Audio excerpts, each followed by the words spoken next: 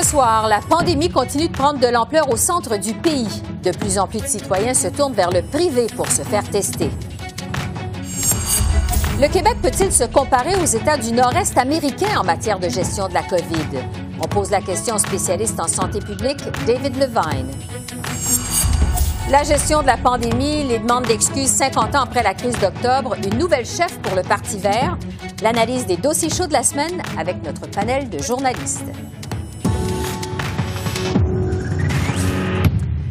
Bonsoir, Mesdames, Messieurs. À la veille du long congé de l'Action de grâce au pays, la pandémie au Québec et en Ontario continue de susciter beaucoup d'inquiétudes. L'Ontario a fracassé aujourd'hui son record du plus grand nombre de cas de COVID en une seule journée, avec 797 nouvelles infections.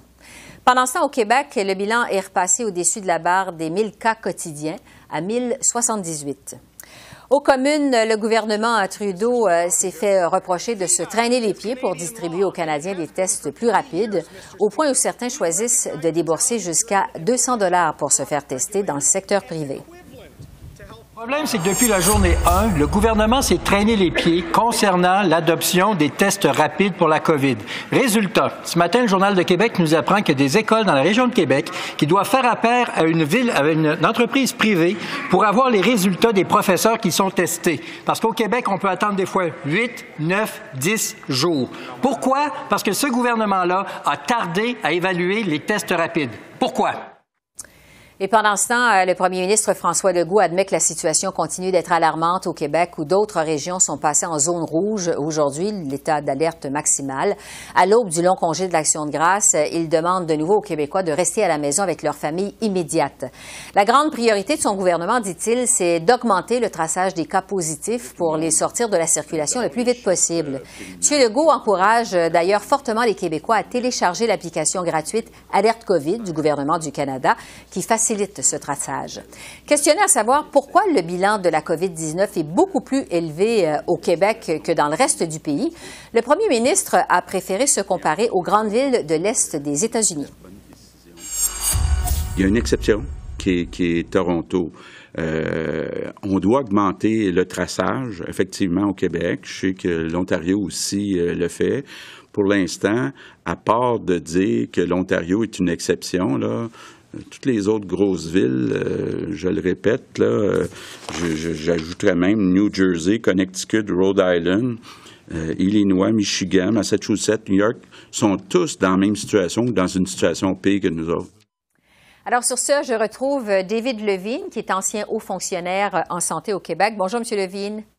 Bonjour. On vient de l'entendre, le premier ministre du Québec, François Legault, compare la situation au Québec à celle des États du Nord-Est des États-Unis. Je vous demanderai d'abord, est-ce que cette comparaison tient la route? On peut faire cette comparaison? Moi, je pense pas. Les Québécois sont pas similaires aux Américaines.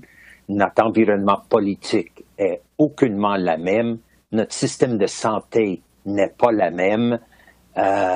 Notre lien avec nos politiciens, je pense, sont plus proches. Moi, je pense pas que cette comparaison, pour essayer d'expliquer pourquoi le Québec a plus de cas que les autres provinces canadiennes, je pense pas que c'est l'élément clé. Parlant des autres provinces canadiennes, le premier ministre Legault dit que l'Ontario est l'exception dans le Nord-Est, parce qu'il faut préciser que malgré les chiffres élevés aujourd'hui en Ontario, il y a beaucoup moins de cas en Ontario qu'au Québec, même si la population ontarienne, on le sait, est plus importante que celle du Québec. Est-ce que l'Ontario, toute proportion gardée, s'en sort plutôt bien avec la COVID?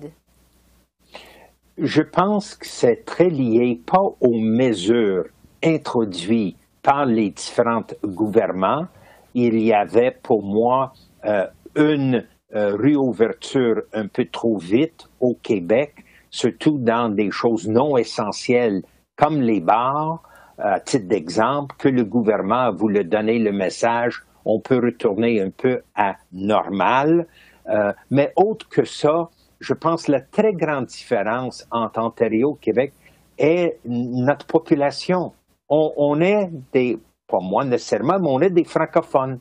On a une culture latine et notre culture est différente que la culture anglophone.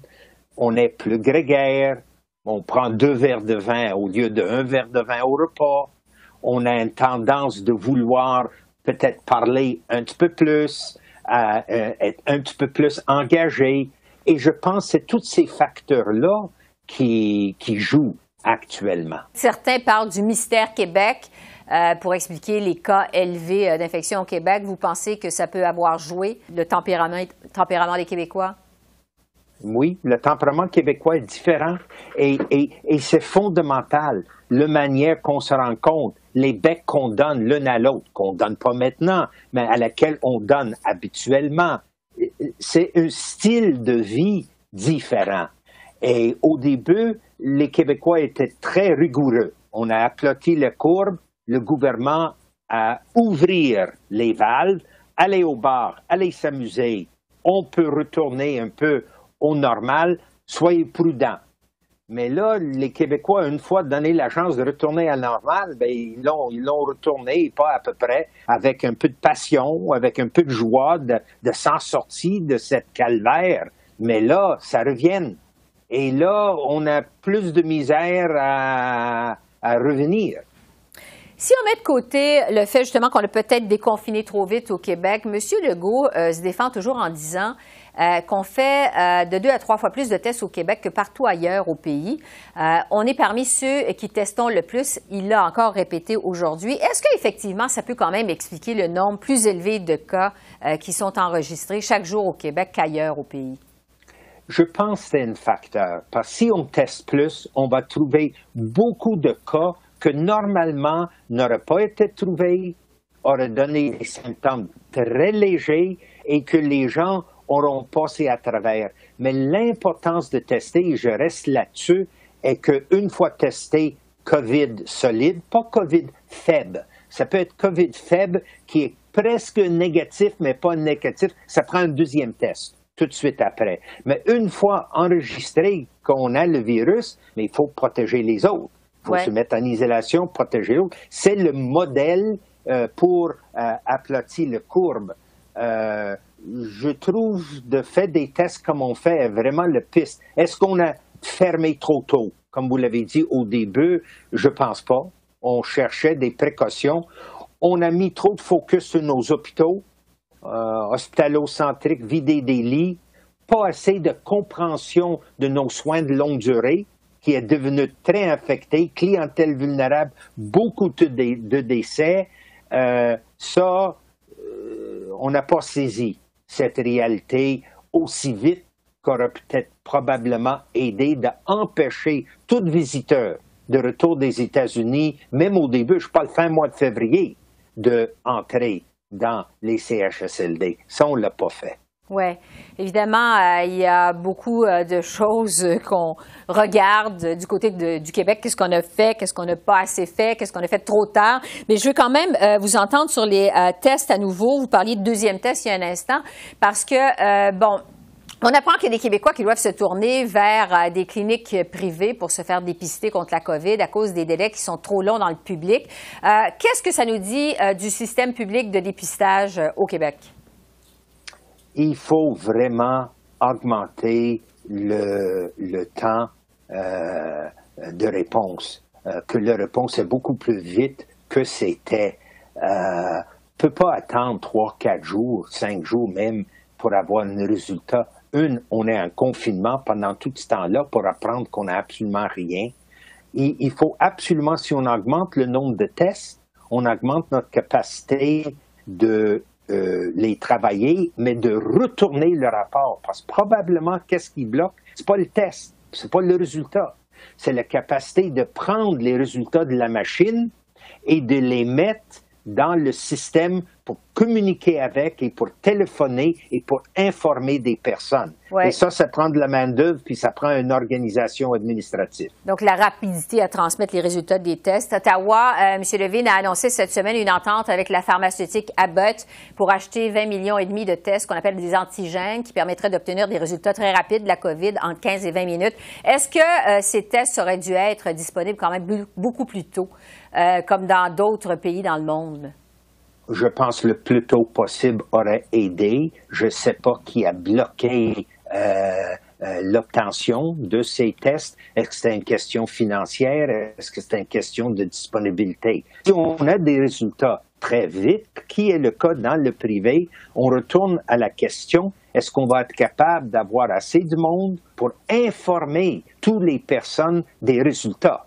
Parce que ça prend ou un mécanisme email ou par téléphone. C'est ça où est l'ouvrage. Les tests sont faits automatiquement dans des machines. On peut faire des milliers de tests en même temps. C'est le retour des résultats qui compte. En terminant, vous parliez tout à l'heure, M. Levine, des mesures qui ont été prises, des mesures qui n'ont pas été prises ou prises en retard. Est-ce que vous diriez à ce stade-ci, après 7 mois de bataille contre la COVID, que le Québec est en train de perdre cette bataille contre le coronavirus? Moi, je pense pas. Je pense que c'est vraiment juste une question maintenant que la population commence à vraiment réaliser l'étendue et le sérieux de la situation et se remettre, comme c'était au début, dans une mode de confinement. Faut garder les écoles ouvertes, c'est problématique. Porter un masque pour les enfants à l'école est problématique, mais c'est des choses nécessaires.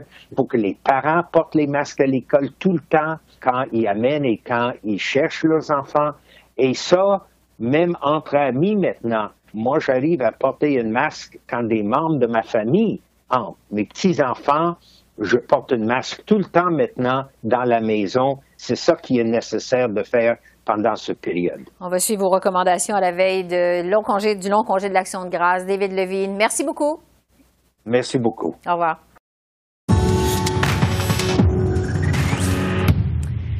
La gestion de la pandémie au Québec et en Ontario a dominé les échanges à Ottawa au cours des derniers jours. C'est maintenant le moment d'analyser cette semaine qui se termine avec notre panel de journalistes, Joël Denis, Althia et Conrad. Bonjour à vous trois. Bonjour. D'abord, sur la gestion de la pandémie par Ottawa, l'opposition conservatrice accuse le gouvernement Trudeau d'avoir failli dans sa gestion de la crise, déplore aussi que des gens doivent se tourner vers le privé pour se faire tester. On a le sentiment que le premier ministre Trudeau est davantage critiqué qu'au printemps par rapport à sa gestion de crise. Althia, d'abord, est-ce que c'est dû à l'arrivée du nouveau chef conservateur, Erin O'Toole? Je crois que oui. On voit que au printemps, M. Scheer avait vraiment pris du recul et puis que tout semblait aller très bien. Tu sais, les premiers ministres des provinces conservatrices ne critiquaient pas beaucoup Ottawa. On voit quand même à ce jour que le premier ministre Trudeau travaille très bien ensemble, même s'ils sont peut-être pas d'accord sur les transferts en santé, par exemple, mais ils travaillent très bien. Puis je pense que l'arrivée de M. O'Toole, surtout maintenant qu'on voit Michelle Rempel, qui est la critique pour la santé, un ton qui est beaucoup plus agressif et personnel. Les ministres sont insultés par les critiques conservateurs et puis on voit vraiment l'accès sur les tests rapides, le fait que Ottawa a manqué sur ce dossier-là. Si c'est moi, je suis pas convaincue que les Canadiens vont vraiment penser que c'est la faute à la ministre Haidou ou au premier ministre d'avoir comme personnellement refusé des tests rapides, mais on verra. Il semble penser qu'ils ont trouvé un dossier chaud puis qu'ils continuent à poser la même question. Ça fait 2 semaines qu'ils posent exactement les mêmes questions jour après jour. Conrad, reste que c'est surtout le Québec et l'Ontario qui font les manchettes pour leur gestion de la pandémie. Qu'est-ce qu'on doit penser des gestions de crise du coronavirus au Québec et en Ontario? Oui, mais d'abord, j'aimerais dire que c'est probablement plus permis, après 6 mois, après le début de la crise, de critiquer la performance des politiciens dans ce dossier-là, parce qu'on a eu quand même 6 mois. On s'habitue à la crise. Au début de la crise, on ne savait pas ce qui s'en venait et personne ne voulait critiquer la performance de quelqu'un d'autre parce qu'on nageait dans l'inconnu. Je crois que on va voir dans les prochaines semaines que les 2 premiers ministres de l'Ontario et surtout de Québec, parce que celle de Québec encore a le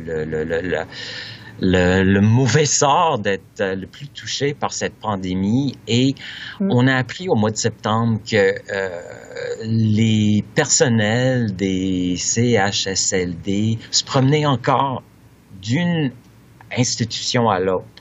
Et on savait que c'était une des façons que le virus se propageait le plus. Donc, c'était un manque de personnel tout simplement et le fait que ces gens-là devaient travailler dans plusieurs institutions pour gagner leur salaire.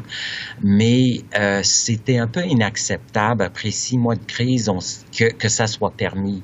On a mis fin à ça le 30 septembre, mais je crois que ça va revenir hanter M. Legault si on se retrouve dans 2-3 semaines encore avec une crise dans les CHSLD. Joël Denis, malgré les questions qui sont soulevées par rapport justement à la gestion de la pandémie au Québec, le premier ministre François Legault continue de se maintenir dans les sondages. En fait, le taux de satisfaction à son égard demeure très élevé 6 mois après la pandémie, après le début de la pandémie. Comment on peut expliquer ça? Je pense que M. Legault, dans ses explications, utilise un langage simple qui est facile à comprendre pour les gens. Donc, il garde son message très simple, très précis, et ça, je pense que ça l'aide. Sauf qu'il y a quand même un peu de confusion qui est entretenue parce que certains de ses ministres disent des choses qui sont parfois le contraire de ce que M. Legault avance, notamment dans le domaine de l'éducation. Ça a été un problème pour M. Legault et son gouvernement. Ça ne transpire pas encore dans les sondages, mais peut-être éventuellement, ça va l'être. Il faut dire que les critiques commencent à se faire quand même plus acerbes, je dirais, envers M. Legault et même envers M. Ford, pour la raison suivante. Ouais. Ce sont les provinces qui sont sur les lignes de front. Donc, ce sont elles qui gèrent davantage la crise que le gouvernement fédéral. Le gouvernement fédéral, son rôle est plus effacé, je dirais. On transfère de l'argent, on donne de l'argent aux Canadiens qui en ont besoin, qui ont perdu leur emploi. Donc, c'est un rôle de soutien aux provinces et aux Canadiens. Mais les provinces sont véritablement sur la ligne de front. Donc, évidemment, s'il y a des failles, s'il y a des lacunes, s'il y a des ratés, ce sont les provinces qui vont écoper. Donc, les premiers des provinces, éventuellement, vont se faire chauffer les oreilles par les électeurs. Oui, les premiers intervenants. Sur la demande d'excuses maintenant, 50 ans après la crise d'octobre au Québec, parce que le débat s'est poursuivi de plus belle cette semaine. On en parlait ensemble la semaine dernière, mais ça a continué encore cette semaine. Le premier ministre Trudeau a affirmé hier dans une entrevue à la radio qu'il n'était pas vraiment intéressé à ce qui s'est passé il y a 50 ans. Althia, est-ce qu'on doit conclure que la porte du gouvernement Trudeau est définitivement fermée une fois pour toutes à présenter des excuses pour la crise d'octobre 50 ans plus tard? Je serais surprise, mais le Bloc semble convaincu qu'ils vont continuer à axer là-dessus, au moins presque chaque jour pour le restant du mois. On voit qu'il y a quand même peut-être plus de questionnements du côté du Parti conservateur. Le NPD, qui n'était pas en accord avec les mesures de la loi de guerre en 1970, ne le sont toujours pas. M. Singh est sorti jeudi matin pour dire que bel et bien, lui, il pensait que le gouvernement fédéral devrait en fait s'excuser pour les injustices qui avaient été commises. Le Parti conservateur, si on regarde qu'est-ce que Richard Martel, Gérard Deltel ont dit cette semaine, on dirait qu'ils semblent comme pas comprendre la question et ils ont tourné cette barre pour dire qu'eux, ils ne présenteraient pas des excuses eux-mêmes. Il n'y a personne qui leur demande de présenter des excuses de leur côté. Ça n'a vraiment pas rapport. Aussi, il y a une motion du Bloc québécois qui a été déposée. Elle n'est pas sur la liste précédente, alors elle ne va pas être débattue en Chambre tout de suite, mais ça se pourrait que même au printemps ou peut-être l'année prochaine, qu'on voit que la question se soulève encore une fois si le Bloc décide de marteler cette question-là. Bon. Conrad, je veux vous parler de ce qui se passe du côté de l'Assemblée nationale. Althia parle d'une motion du Bloc québécois. Il y a aussi la motion du PQ qui demandait des excuses à Ottawa, qui a été rejetée par les libéraux. Il y a une motion des libéraux qui demandait des excuses à Ottawa, à Québec. Il y a la Ville de Montréal qui a été rejetée par la CAQ. Est-ce que la CAQ pourrait déposer sa propre motion pour tenter de trouver un compromis dans tout ça? Je n'en sais rien. Je pense que tout le monde aimerait que ce débat se termine. Qu'il se débarrasse de ce débat-là. C'est pas confortable pour personne. Et qu'il n'y a pas on sent pas que l'opinion publique est embarquée dans ce débat-là. On trouve que c'est un débat entre politiciens. C'est surtout que les nationalistes québécois et la base du PQ et du Bloc est très intéressée à cette question. Et les historiens sont très intéressés à cette question. Mais la population n'est pas intéressée à cette question-là. Mm-hmm. Et je pense que ça donne à M. Trudeau, à M. Legault, une bonne marge de manœuvre pour éviter que cette question revienne à l'ordre du jour. Mais comme Michel David l'avait dit dans le Devoir cette semaine, ce serait mieux que Monsieur Blanchet n'en parle plus. Monsieur Blanchette ne parle plus pour un bon moment de temps, mais qu'il revienne au prochain débat des chefs lors de la campagne électorale pour voir comment M. Trudeau réagit en campagne électorale à cette question. Ça va être intéressant, effectivement, de voir si ça se poursuit. Joël Denis, quand même, reste que le débat risque de se poursuivre encore la semaine prochaine parce qu'on va souligner les 50 ans de la mort de Pierre Laporte. C'était, en fait, le 17 octobre. Est-ce que le gouvernement fédéral n'aura finalement pas le choix que de faire quelque chose, une reconnaissance qui pourrait être autre que des excuses officielles? Je pense que vous avez mis le doigt dessus, Esther. Ce que j'entends en coulisses, c'est qu'il y aurait peut-être, on jongle avec l'idée que le premier ministre fasse une déclaration ministérielle qui n'engage pas forcément le gouvernement, une déclaration de 5 minutes qui viserait à souligner justement les événements tristes qui ont mené à la mort du ministre, l'ancien ministre Laporte et de l'enlèvement de James Cross. Donc, une déclaration ministérielle, c'est une des options avec lesquelles jongle M. Trudeau. Il y aura aussi peut-être, les conservateurs seraient prêts à évaluer peut-être un débat de ce qu'on appelle en anglais un take-note debate, un débat technique qui permettrait à chacun de s'exprimer, mais qui n'engagerait pas la Chambre des communes à faire des excuses ou offrir des compensations. Donc, il y a quand même un débat qui fait rage, je vous dirais, au sein du cabinet fédéral, mais on est solidement derrière la position de M. Trudeau. On ne veut pas que M. Trudeau présente des excuses. Et M. Trudeau, ça serait quand même embêtant pour lui parce qu'il se trouvait à porter un jugement sévère sur une partie de l'héritage de son père concernant la loi sur les mesures de guerre, par exemple. Donc,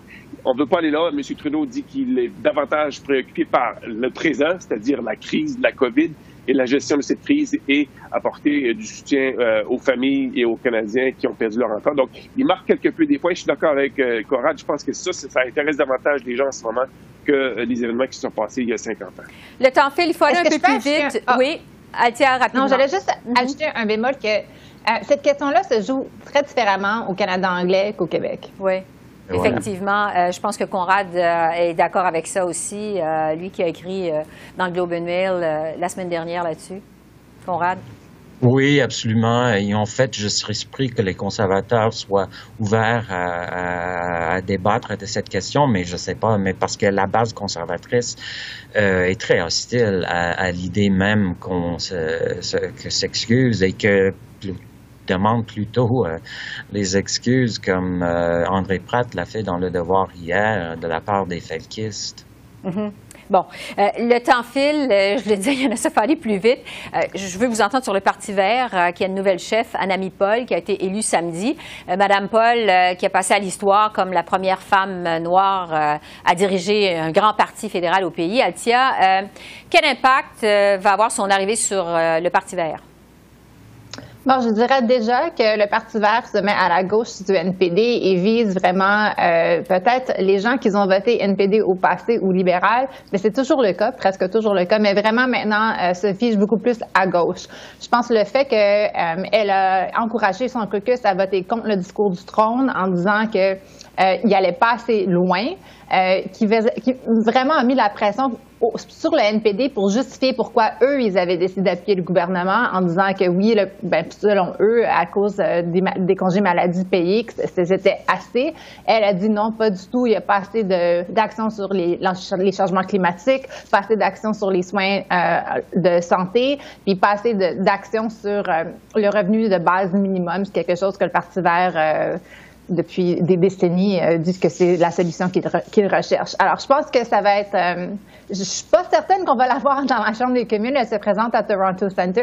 Mm-hmm. C'est un siège libéral depuis plus de 27 ans, je crois. Mais elle est quand même... C'est une femme qui se présente très bien. Elle est très bonne dans les médias. Je pense qu'elle va être très présente. Et puis, si j'étais Jack Meeting, je serais un petit peu inquiète. Intéressant. Conrad, Mme Paul est pressée, visiblement, de faire son entrée aux communes. Elle se présente dans la partielle du 26 octobre dans Toronto Centre. C'est un château fort libéral qu'elle a déjà perdu, d'ailleurs, à l'élection générale l'année dernière. Qu'est-ce que vous pensez de sa stratégie de se présenter à cette élection partielle? De se faire connaître surtout, parce que c'est dommage qu'elle n'ait pas eu plus de temps pour faire campagne, parce qu'évidemment elle a eu un impact en fin de semaine. Plusieurs gens à qui j'ai parlé, elle s'est fait remarquer. Elle parle les 2 langues officielles très bien, elle s'exprime très bien, et elle se présente bien aussi comme quelqu'un de calme, mais avec beaucoup de conviction. Donc, je pense que l'idée de se présenter à la partielle, et c'est naturel parce que c'est sa circonscription, elle a déjà représenté, ou elle s'est déjà présentée, et elle y a déjà fait campagne, mais elle le fait avec les yeux ouverts, en sachant que ce serait quasiment impossible de gagner, c'est une bonne pratique. Joël Denis, Anna Paul, en fait, Conrad le disait il y a un instant, est parfaitement bilingue. Elle parle un français impeccable. Oui. Et elle a des visées au Québec. Elle le dit. Quel pourrait être l'impact au Québec de l'arrivée de Mme Paul au Parti vert? Je vous dirais un impact, oui, au Québec. Ça dépend si elle est en mesure de communiquer adéquatement son message. Je pense qu'elle parle très bien français, comme Conrad l'a souligné, donc elle est très à l'aise dans des langues officielles, déjà un avantage. Et on dit souvent la première impression est toujours celle qui retient l'imaginaire. Donc, très, très bonne première impression de la part de Mme Anna Paul. L'autre élément, je pense qu'il faut souligner, c'est que Mme Paul a écrit une page d'histoire en devenant la première femme noire à diriger une formation politique nationale. C'est pas rien. Et elle pourrait bousculer non seulement le NPD, mais aussi le Parti libéral, qui, jusqu'ici, a tenu pour acquis, je pense, l'appui des communautés ethnoculturelles. Les gens des différentes origines vont se reconnaître en Mme Anna Paul en disant, voici, c'est possible de diriger, d'avoir de l'ambition, de pouvoir faire sa marque. Et donc, elle pourrait aussi changer la donne, non seulement pour le NPD, mais aussi pour le Parti libéral. Donc, à surveiller, il faudra que le Parti libéral travaille davantage, plus fort, je pense, pour conserver les appuis qui, historiquement, lui ont été acquis chez les communautés visibles et culturelles. Oui, c'est sûr qu'on va continuer à surveiller Mme Paul parce qu'elle a fait bonne impression au départ de sa première semaine, en tout cas. Althia, Joël Denis, Conrad, merci beaucoup pour votre analyse cette semaine. On se retrouve la semaine prochaine. Merci. Merci. Bonne semaine. Au revoir. Le premier ministre Justin Trudeau est sorti de sa réserve aujourd'hui pour commenter l'élection présidentielle aux États-Unis. M. Trudeau espère que le résultat de l'élection du 3 novembre sera clair et qu'il y aura le moins de chaos possible par la suite. Il précise toutefois que son gouvernement ne s'en mêlera pas, mais qu'il se prépare à toutes les éventualités. Je pense que nous regardons tous la polarisation qui se passe aux États-Unis avec une certaine inquiétude. C'est sûr que par rapport à la COVID-19, on est très chanceux au Canada d'avoir différents paliers de gouvernement comme moi et le premier ministre Ford et le premier ministre Legault qui travaillons ensemble de tout cœur pour essayer d'aider nos citoyens d'abord et avant tout. Aux États-Unis, c'est un peu plus polarisé et en période d'élection, on doit se préparer pour différentes issues, mais je peux souligner que nous allons être prêts pour les différentes possibilités, mais nous allons continuer de travailler pour protéger les intérêts et les besoins des Canadiens. M. Trudeau a fait ce commentaire alors qu'il annonçait qu'Ottawa et l'Ontario investissent 590 millions de dollars pour transformer l'usine de Ford à Oakville, en banlieue de Toronto, pour y construire des véhicules électriques et des batteries. Cet investissement s'inscrit dans le cadre d'une entente de 3 ans de près de 2 milliards de dollars, annoncée le mois dernier par le constructeur automobile et le syndicat Unifor. Selon le premier ministre Trudeau, cette annonce permettra de stimuler l'innovation et de créer de nombreux emplois de qualité tout en favorisant la protection de l'environnement. Alors voilà, c'est comme ça qu'on a vu l'essentiel de l'actualité de ce jeudi 8 octobre sur la colline parlementaire à Ottawa. Esther Bégin qui vous remercie d'être à l'antenne de CEPAC, la chaîne d'affaires publiques par câble. Je vous souhaite une excellente fin de soirée et à demain. Au revoir.